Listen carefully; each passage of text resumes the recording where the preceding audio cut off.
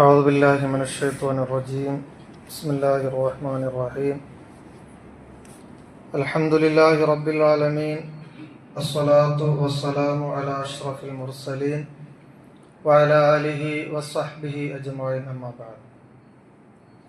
ഏറ്റവും ബഹുമാനമുള്ള സത്യവിശ്വാസികളെ, അസ്സലാമു അലൈക്കും വറഹ്മത്തുള്ളാഹി വബറകാതുഹു. ഈ പരിശുദ്ധ റമളാനിലെ മൂന്നാമത്തെ വെള്ളിയാഴ്ചയിലാണ് നാം നിലകൊള്ളുന്നത്. അല്ലാഹു സുബ്ഹാനഹു വ തആല നമ്മുടെ എല്ലാ സൽക്കർമ്മങ്ങളും നമ്മിൽ നിന്ന് കബൂൽ ചെയ്യുമാറാവട്ടെ. പോരായ്മകളൊക്കെ പരിഹരിച്ച് യഥാർത്ഥ നോമ്പുകാരുടെ നോമ്പായിട്ട് തന്നെ നാം നിർവഹിക്കുന്ന ഓരോ നോമ്പുകളും അല്ലാഹു കബൂൽ ചെയ്യുമാറാവട്ടെ. നമ്മിൽ നിന്ന് മരണപ്പെട്ടു പോയ നമ്മുടെ പ്രിയപ്പെട്ടവരുടെ പാരിത്രിക ലോകം അല്ലാഹു റാഹത്തിലും സന്തോഷത്തിലും ആക്കുമാറാവട്ടെ. മുഅ്മിനീങ്ങളെ, സത്യത്തിനും നീതിക്കും വേണ്ടി നിലകൊള്ളുക എന്നത് പരിശുദ്ധ ഇസ്ലാമിൻ്റെ അടിസ്ഥാനപരമായ ഒരു നയമാണ്, നിലപാടാണ്. അതായത് അസത്യത്തിനും അക്രമത്തിനും എതിര് നിൽക്കുക, നീതി കൊണ്ട് നന്മ കൊണ്ട് കൽപ്പിക്കുക, തിന്മകളെ ശക്തിയുക്തം എതിർക്കുക, അതുപോലെ വിദ്വേഷങ്ങളും അക്രമങ്ങളും അനുവദിക്കാതിരിക്കുക എന്നുള്ളതൊക്കെ പരിശുദ്ധ ദീനുൽ ഇസ്ലാമിൻ്റെ അടിസ്ഥാനപരമായ ചില നയങ്ങളാണ്, നിലപാടുകളാണ്. അത് വിശ്വാസിയെ സംബന്ധിച്ച് ഒരു കർത്തവ്യമാണ്, അല്ലെങ്കിൽ കടമയാണ്. നീതിക്ക് വേണ്ടി നിലകൊള്ളുക, സത്യത്തിന് വേണ്ടി നിലകൊള്ളുക എന്നുള്ളത്. ഈ ഒരു കടമ നിർവഹിച്ചുകൊണ്ട് മൊത്തം മുസ്ലിം സമുദായത്തിന് മാതൃക കാണിച്ച ഒരു വിഭാഗമാണ് ബദർ ശുഹദാക്കൾ. അവര് 14 നൂറ്റാണ്ടുകൾക്കപ്പുറം ഇസ്ലാം എങ്ങനെയാകണം, എങ്ങനെയാണ് എന്ന് പഠിപ്പിച്ചവരാണ്. അതായത് സമൂഹത്തിൽ അധികാരം, ആൾബലം, ആരോഗ്യം എന്നിവ ഉള്ള ഒരാളെ സംബന്ധിച്ചിടത്തോളം അവൻ സ്വാഭാവികമായും അഹങ്കാരിയായിട്ട് മാറും. അധികാരമുണ്ടെങ്കിൽ അഹങ്കാരിയാകും, അവന്റെ പിന്നിൽ ആൾബലം ഉണ്ടെങ്കിൽ അഹങ്കാരിയാകും, നല്ല ആരോഗ്യമുണ്ടെങ്കിൽ അഹങ്കാരിയാകും, ആവശ്യത്തിന് പണം ഉണ്ടെങ്കിലും അഹങ്കാരിയാകും. ഈ അഹങ്കാരികള് ലോകത്ത് അധീശത്വം പുലർത്തുന്ന സമയത്താണ് അസമത്വം ഉണ്ടാകുക. അപ്പോഴാണ് അനീതിയും അക്രമവും ഉണ്ടാവുക. അങ്ങനെ ഒരു പരിസ്ഥിതിയിൽ അക്രമത്തിനെതിരെയും അനീതിക്കെതിരെയും ശബ്ദിക്കുക, നിലപാട് സ്വീകരിക്കുക, പ്രവർത്തിക്കുക എന്നുള്ളത് ഓരോ വിശ്വാസിയുടെ കടമയാണ് എന്നൊരു പാഠമാണ് ബദർ ശുഹദാക്കൾ പഠിപ്പിച്ചത്. ലോകത്തിലെ എല്ലാ അക്രമകാര്യങ്ങളും ഈ രൂപത്തിലാണ് പിറവിയെടുക്കുന്നത്. ഇതേപോലെ അന്ന് മക്കയിൽ പിറവിയെടുത്ത ഒരു വിഭാഗമായിരുന്നു മക്ക ഖുറൈശികൾ. അവരുടെ കയ്യിൽ സ്ഥാനമാനങ്ങൾ, അധികാരങ്ങൾ, പണം എല്ലാം അവരുടെ കയ്യിൽ. എല്ലാവിധ ഉച്ചനീചത്വങ്ങളും എല്ലാവിധ അധാർമികതകളും എല്ലാവിധ അനീതികളും നിറഞ്ഞാടുന്ന ഒരു സമൂഹം. അവിടെയാണ് പ്രിയപ്പെട്ട പ്രവാചകൻ സല്ലല്ലാഹു അലൈഹി വസല്ലം തങ്ങൾ പിറവിയെടുക്കുന്നത്. അങ്ങനെ അക്രമത്തിനെതിരെയും അനീതിക്കെതിരെയും ആ സമൂഹത്തെ സമൂലമായി ബാധിച്ചിരുന്ന അന്ധവിശ്വാസത്തിനെതിരെയും ബഹുദൈവ വിശ്വാസത്തിനെതിരെയും അതുമായി ബന്ധപ്പെട്ട എല്ലാ ചൂഷണങ്ങൾക്കെതിരെയും പ്രിയപ്പെട്ട പ്രവാചകൻ സല്ലല്ലാഹു അലൈഹി വസല്ലം തങ്ങൾ രംഗത്ത് വന്നു. അഥവാ നീതിക്കും സത്യത്തിനു വേണ്ടി അതിശക്തമായ നിലയിൽ നിലപാടെടുത്തപ്പോൾ സ്വാഭാവികമായും അധികാര കേന്ദ്രങ്ങളിൽ ഇളക്കം സംഭവിച്ചു. അപ്പോൾ ധിക്കാരികളായ ഖുറൈശികള് മുഹമ്മദ് നബിയെ അതിന് സമ്മതിച്ചില്ല. മുഹമ്മദ് നബിയെ കൊണ്ട് വിശ്വസിച്ച് കുറച്ച് അങ്ങുലി പരിമിതമായ ആളുകൾ ഉണ്ടായിരുന്നു, അവരെയും സമ്മതിച്ചില്ല. അങ്ങനെയാണ് അവർക്കിടയിൽ ഒരു യുദ്ധങ്ങൾ നടക്കുന്നത്. അഥവാ സത്യത്തിനും അസത്യത്തിനും വേണ്ടിയുള്ള യുദ്ധം, അല്ലെങ്കിൽ സത്യവും അസത്യവും തമ്മിലുള്ള പോരാട്ടങ്ങൾ. ആ പോരാട്ടത്തിൽ ഏറ്റവും പ്രധാനപ്പെട്ട പ്രഥമമായ ഒരു പോരാട്ടമാണ് ബദർ യുദ്ധം. ആ ബദർ യുദ്ധം നടന്നത് പരിശുദ്ധ റമളാനിന്റെ 17ാമത്തെ ദിവസമാണ്, ഹിജ്റ വർഷം 2. അഥവാ ചെറിയൊരു സംഘവും വലിയൊരു സംഘവും തമ്മിൽ നടന്ന അതിരൂക്ഷമായ ഒരു പോരാട്ടം. ആ പോരാട്ടത്തെ കുറിച്ച്, ആ യുദ്ധത്തെ കുറിച്ച് പരിശുദ്ധ ഖുർആനിൽ പല സ്ഥലങ്ങളിലായി പല രൂപത്തിൽ വിവരിക്കുന്നുണ്ട്. സൂറത്തു ആലു ഇംറാനിലെ 123ാമത്തെ വചനത്തിൽ അല്ലാഹു തആല പറയുന്നുണ്ട്, ആ പോരാട്ടത്തെ കുറിച്ച്, ബദർ യുദ്ധത്തെ കുറിച്ച് പറയുന്നുണ്ട്. വലഖദ് നസറകുമുല്ലാഹു ബിബദ്രിൻ വഅൻതും അദില്ല. ഓ വിശ്വാസികളെ, നിങ്ങളെ നാം ബദറിൽ വെച്ചുകൊണ്ട് സഹായിച്ചില്ലേ? വഅൻതും അദില്ല, നിങ്ങൾ ന്യൂനപക്ഷമായിരുന്നു, ചെറു സംഘമായിരുന്നു. എന്നിട്ടും ഭൂരിപക്ഷമുള്ള ആ സംഘത്തിനെതിരെ നിങ്ങളെ നാം സഹായിച്ചില്ലേ? ഫത്തഖുല്ലാഹ്, അതുകൊണ്ട് നിങ്ങൾ അല്ലാഹുവിനെ സൂക്ഷിക്കണം. ലഅല്ലകും തുഷ്കുറൂൻ, നിങ്ങൾ നന്ദിയുള്ളവരാകാൻ വേണ്ടി എന്ന് ഖുർആൻ പറയാം. ബദറിൽ അല്ലാഹുവിന്റെ സഹായം ഉണ്ടായി എന്നതിന് പരിശുദ്ധ ഖുർആൻ സാക്ഷ്യപ്പെടുത്തുകയാണ് ഇവിടെ.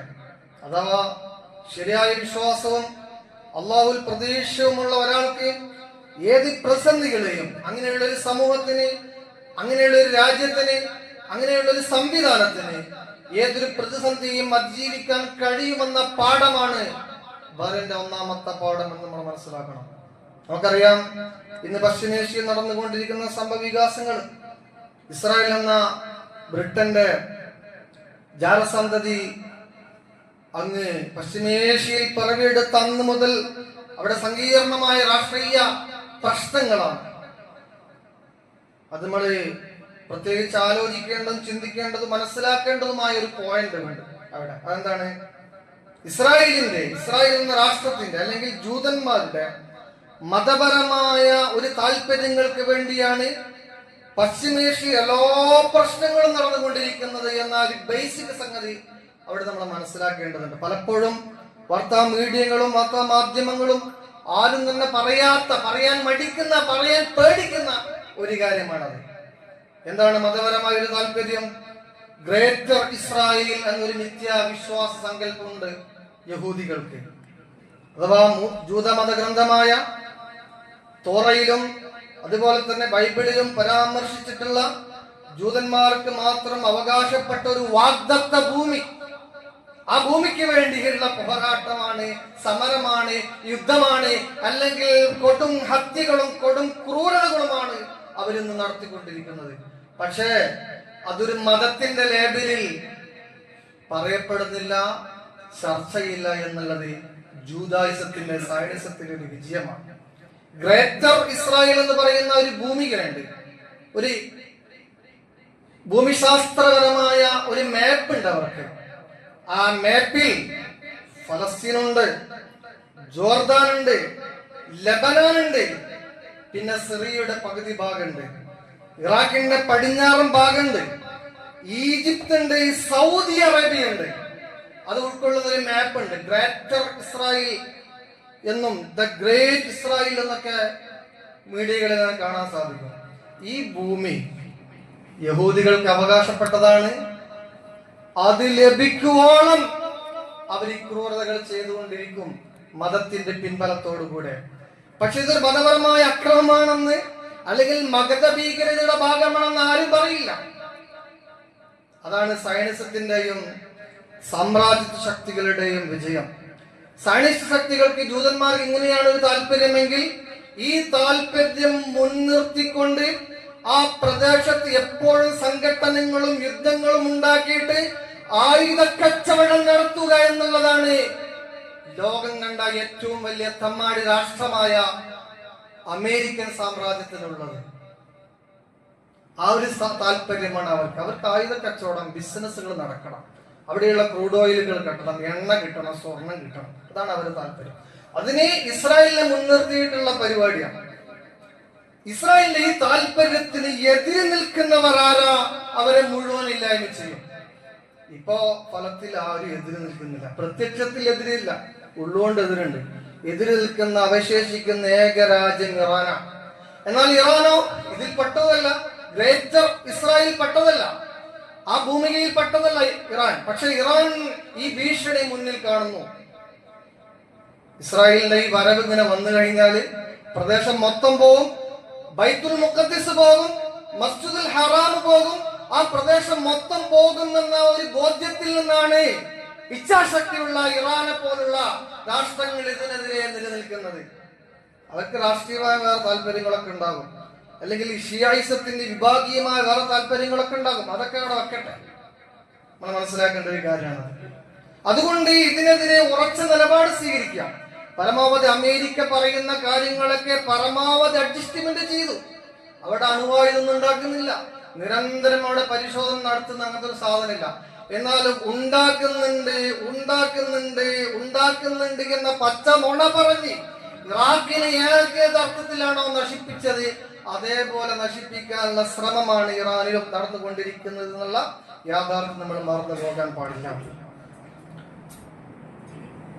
അല്ലാതെ ഇറാനില് ഇന്നത്തെ നമ്മുടെ നാട്ടിലെ ലിബറിസ്റ്റുകളും സംഘപരിവാര ശക്തികളും സ്വപ്നം കാണുന്ന സ്ത്രീകളുടെ വിമോചനം ഒന്നുമല്ല താല്പര്യം.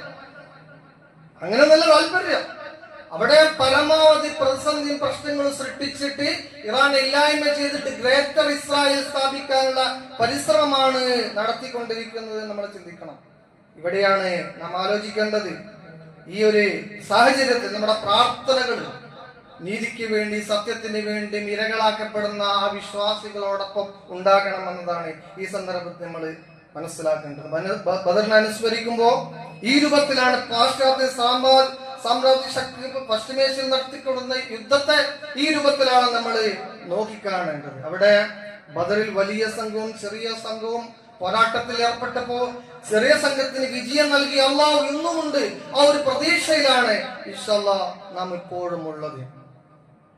അവിടെ രക്തസാക്ഷിത്വം കൊതിച്ച ഒരു സമൂഹമായിരുന്നു ബദറിലുള്ളത്.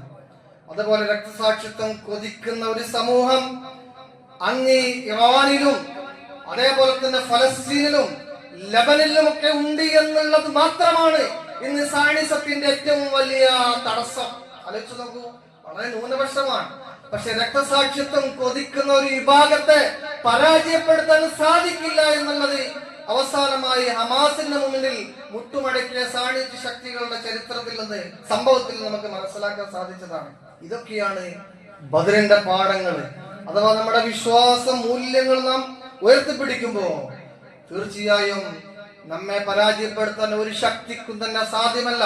നൂറ്റാണ്ടുകളോളം ഇങ്ങനെയുള്ള വൻ ശക്തികൾ നിങ്ങളുടെ മേൽ അധീശത്വം പുലർത്തുമ്പോ അവിടെ നിങ്ങൾ ഛിന്ന ഭിന്നമാവുകയോ പരാജയപ്പെടുകയോ ഭയപ്പെടുകയോ ചെയ്യാൻ പാടില്ല എന്ന പാഠമാണ് ബദറിന്റെ പാഠമായിട്ട് നാം ഉൾക്കൊള്ളേണ്ടത്. സർവശക്തനായ അല്ലാഹു സുബ്ഹാനഹു വ തആല ആ രൂപത്തിൽ നമ്മെ കബൂൽ ചെയ്യുമാറാവട്ടെ. ഈ രംഗത്ത് സജീവമായി പ്രവർത്തിച്ചു കൊണ്ടിരിക്കുന്ന എല്ലാ പോരാളികൾക്കും അല്ലാഹു ഹിമ്മത്തും ഇസ്സത്തും പ്രദാനം ചെയ്യുമാറാവട്ടെ. ഇസ്ലാമിന്റെ ശത്രുക്കൾക്കെതിരെ നെഞ്ചിരിച്ച് പ്രവർത്തിച്ചു കൊണ്ടിരിക്കുന്ന ഭരണകർത്താക്കളെ അല്ലാഹു തആല നിലനിർത്തുമാറാവട്ടെ. ശത്രുക്കൾ അല്ലാഹു തആല പരാജയപ്പെടുത്തുമാറാവട്ടെ. വാഖിറു ദഅവാനാ അൽഹംദുലില്ലാഹി റബ്ബിൽ ആലമീൻ.